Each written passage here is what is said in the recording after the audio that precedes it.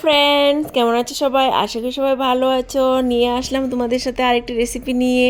তোমরা ভাবছো খিচুড়ি রেসিপি? খিচুড়ি তো সবাই পারে, কিন্তু হ্যাঁ, খিচুড়ি তো সবাই পারে, কিন্তু আমি একটু অন্যরকমভাবে বানিয়েছিলাম, তাই তোমাদের সাথে শেয়ার করছি। আমি কিভাবে বানিয়েছিলাম, প্রথমে আমি প্রেসার কুকারে অয়েল দিয়ে সেখানে শুকনো লঙ্কা, তেজপাতা, পাঁচফোড়ন সেগুলো দিয়ে একটু ভেজে নিয়েছিলাম। তারপর ডাল আর মুগ ডাল যে ধুয়ে রেখেছিলাম সেগুলো দিয়ে দিয়েছিলাম। ডাল আর মুগ ডাল আমি সম পরিমাণে দিয়েছিলাম।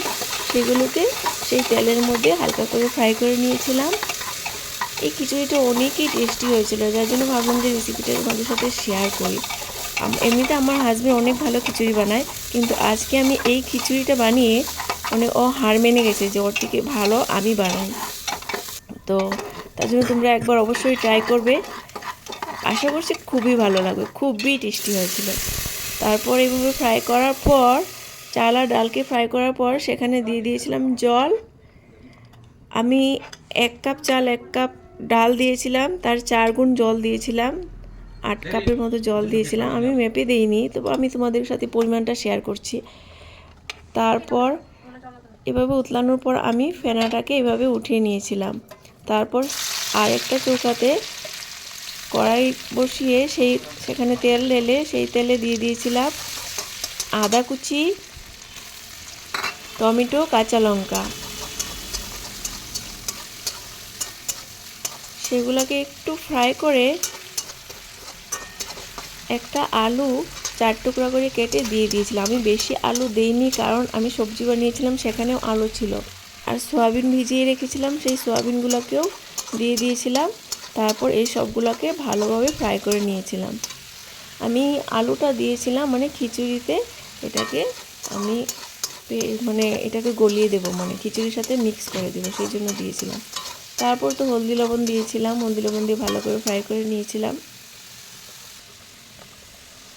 আর তারপর এদিকে আবার প্রেসার কুকারে দিয়ে দিয়েছিলাম লবণ, হলুদ, পরিমাণ মতো লবণ হলুদ দিয়ে মিক্স করে নিয়েছিলাম। আর এদিকে দিয়েছিলাম মশলার মধ্যে আমি নিয়েছিলাম জিরে গুঁড়ো, ধনিয়া গুঁড়ো, শুকনো লঙ্কা গুঁড়ো। তো সেগুলোকে আমি অল্প জল দিয়ে ভিজিয়ে রেখেছিলাম। তারপর এটাতে ঢেলে অল্প ফ্রাই করে নিয়েছিলাম। তারপর আর এদিকে প্রেসার কুকারে আবার দিয়ে দিয়েছিলাম ভাজা বাদামগুলোকে, কাঁচা বাদামগুলোকে আমি তাওয়াতে হালকা করে ফ্রাই করে সেই ছোলাগুলোকে ছাড়িয়ে কুকারে দিয়ে দিয়েছিলাম। আর এদিকে আমার সয়াবিন মশলা ভাজা হয়ে গিয়েছিল। তারপর সেগুলোকে আমি প্রেসার কুকারে খিচুড়ির মধ্যে ঢেলে দিয়েছিলাম, তারপর নাড়িয়ে দিয়েছিলাম। আর হ্যাঁ, ভিডিওটা ভালো লাগলে কিন্তু লাইক, শেয়ার, কমেন্টস করতে ভুলো না।